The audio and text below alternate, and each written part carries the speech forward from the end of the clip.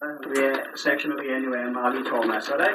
They both come up with me this week to see what's happening in London and find out what the situation is with you in London. Well, we'd like to thank you very much. I don't know whether we had a chance to talk to every one of you in the meeting week last Friday, but basically we'd like to thank you very much for the support you've been giving us. The financial support is vital to us in South Wales at the moment. Martin and the boys know that I spoke to, know the details. Perhaps maybe if I run through a couple of the details of what we have to do, everyone will be in the picture then, alright? We've got 4 pits locally that are under threat. The longest date for one of them is 2 years. The 2 pits in immediate danger are between 6 and 12 months.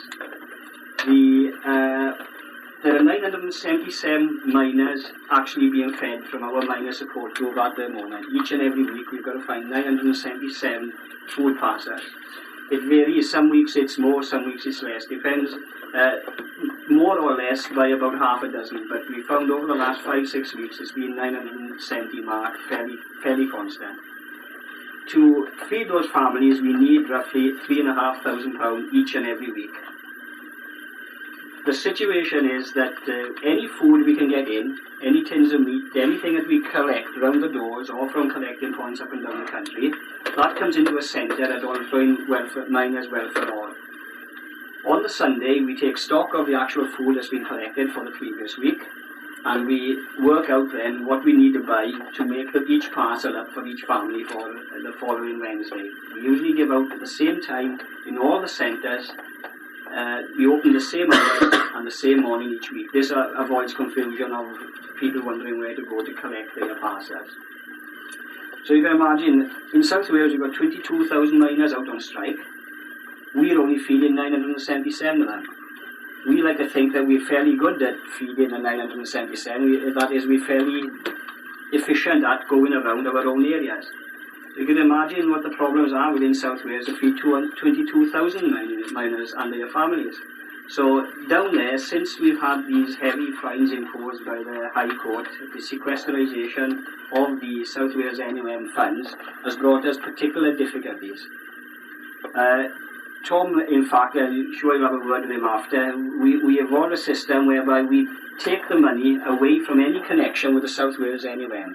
If you write a cheque out to the South Wales NUM, it just goes straight into the courts. So what we did, we had the money that we had collected and we put it into Tom Jones's private bank account. Well, he was lucky until we went to draw money on Tom's account to pay for the following week's food. Well, what had happened was that the bank had frozen the account. So you bear in mind now, somebody A had told the sequestrators, if that's the right way of saying it, I don't know, sequestrators. If somebody A had told them that there was a large amount of money in Tom Jones's bank account, and B, someone had assumed that it was something to do with the NUM. Well, after about 24 hours of negotiation, we're the only group so far in South Wales to manage, by threat of using High Court action ourselves, to get the money released. Tom had a bit of trouble himself. Imagine a situation now, someone had gone through his personal account, not only frozen the money that had been collected by ordinary people up and down the countryside, they'd frozen his own personal account as well. So, we are, instead of far from the bank giving Tom an apology, what had happened, that they asked him to sign a piece of paper which gave them permission to search through his private personal records within the bank. So you can see that the system of a state in this country, you know, is when you can buck the system as much as you like, as long as you're non-effective. The minute you become effective, they will take steps to isolate you and stop your movement of any finances. So I would say, I know there's always been a move afoot within the NUM and industries in South Wales to put have your money paid in direct into a bank account. But obviously the working class in this country are going to have to look at that, because any section of society that's involved in a strike, even if you've saved your money, your assets can be frozen, just the same as the assets of the South Wales NUM. We go on this last week now, we've getting down now, within the valleys of South Wales, different week last Monday, there was a move by McGregor to say that all men that want to go back to work will go back to work. Well, you can ask my colleagues, yeah, that the system as it works in South Wales, the boys are building huts out of wood, solid frame huts out of wood, getting the fires ready, getting ready for the winter. Because we know that now that Margaret Thatcher is playing on our territory, and that the pressure that she'll be under over the next 3 or 4 months will be intense indeed. There was a programme on television last week that said that the coal stocks within this country are lower now than when he brought in the 3-day week. So you can see that this woman is prepared to go further along the road than any Conservative government or any Conservative Prime Minister ever before. She is prepared, we believe, to take the country to the brink of bankruptcy before she will say that the NUM have beaten her. Because that's the way Margaret Thatcher sees it. She'll have been beaten. When I took a cheque back down home, it was in a Sunday afternoon meeting last Sunday. There was a round of applause for the help that you've given us, but there was also a feeling that I conveyed to the boys that some of you may like to come down to visit the valleys in South Wales and the 4 pits concerned. That is the Dulais Valley Miner Support Group. And we've come back today to renew that offer to you, that if any of you would like to come down in a group or singly, you'll be more than welcome down in our valleys to come and see it. Because the funny thing is that some of the literature I've seen the police have been putting out about the lesbian and gay support group is that why should you care about the miners, because the miners don't care about you. Now, we can't speak for the past, right? What has gone on in the past is intense propaganda against minority groups up and down this country. That is against if you're coloured, if you're gay, if you're lesbian. You've had the propaganda down in the valleys. You know, we all know the green and common women. They're all dirty, they're all gypsies, they're this, that and the other. So a section of the mining community in this country has been kept ignorant. Because what Margaret Thatcher has achieved is, and not only Margaret Thatcher, let's be fair, various Labour governments, what they've achieved is to keep minority groups separate from the working class movement within Great Britain. That is, if you're coloured, or if you're a lesbian, or if you're gay, you are a minority group, and therefore you're not part of the working class system within this country. So what I hope would come out of people like you and myself meeting is that we can have a dialogue going between ourselves, so that never again, whenever the strike will end, when the miners win, that never again will we be kept separate, and that your problem up in London would become part of our problem. Because make no mistake about it, the South Wales miner has been going underground and he's been earning his weekly pay, and he's been, to a degree, watching the television and sort of going along with the news media. What has happened in this country now is that the South Wales miner realises that if you're a problem to the state, you become the outcast of that state. You become the minority group. So instead of a couple of thousand people here or there, we've got, in South Wales, we've got 22,000 families that are outcasts of the state, that are the minority group. And up and down the country, we've got just about 100,000 miners, which is the minority today. Well, assuming the miners, God forbid, if the miners lose, who's going to be next then? You know, what minority group and what size will this minority group be? So this is the danger that's facing us in South Wales, and this is why I think that if we as a working class movement get together to support each other, there will be links built that will help us not only during this strike, this present struggle that's going on within the mining communities, but it would help the whole of the working class movement for hopefully the rest of our days, because the system, even in 72 and 74 when the miners won, I think it's fair to say that if we look back now, we never won anything, because we went back underground and we looked at we just looked towards the following week's pay. There's been such a shock to the system of the South Wales miner at the moment that he knows that the television is a lie machine. It's a propaganda machine of the government. I think it's fair that if you went into work and someone would be talking about something like that was on television, yes, was that true? Yes, I saw it on television last night. Well, that's gone and finished. They look at television now with a new eye. They decide, well, it's not, the automatic phrase now is it's a load of lies because it's on television. So we understand now, or a lot of other men within the mining communities understand that the system that was applied for so many years that they went along with is a liar and is a cheat.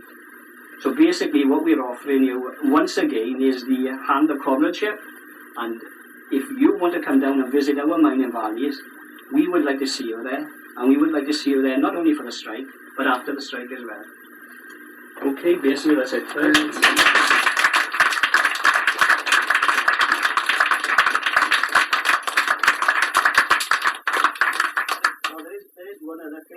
Francis has to do bring this book up for you, okay?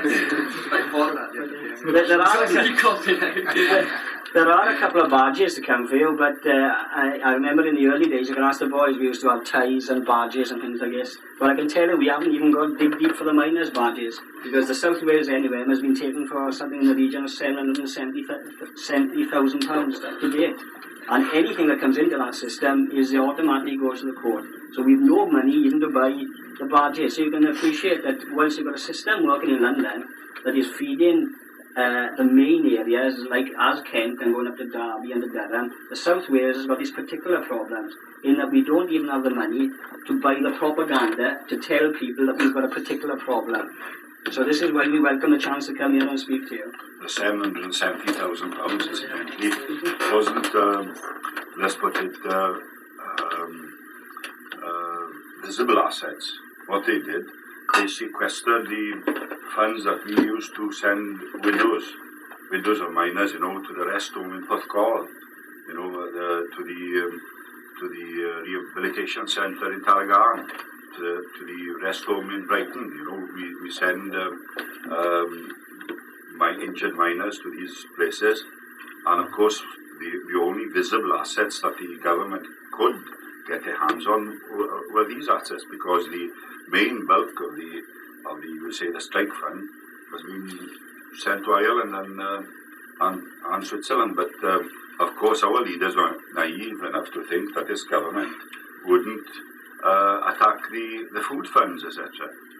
But obviously they did. They pinched £770,000 of assets. What we'd say that had nothing at all to do with the strike. There were assets that had been ongoing.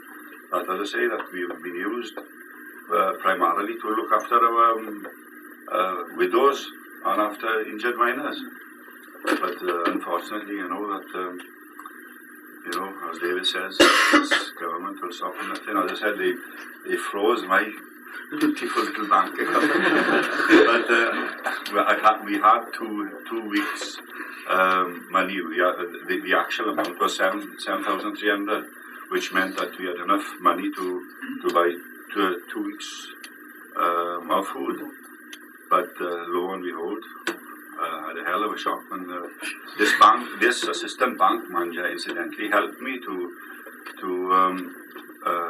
use the money wisely as we thought, but put it in my deposit account. Therefore, if it was only there for 3 weeks or a month, that the interest then would go towards the food fund if it's only a fortnight's interest. But in 3 days' time,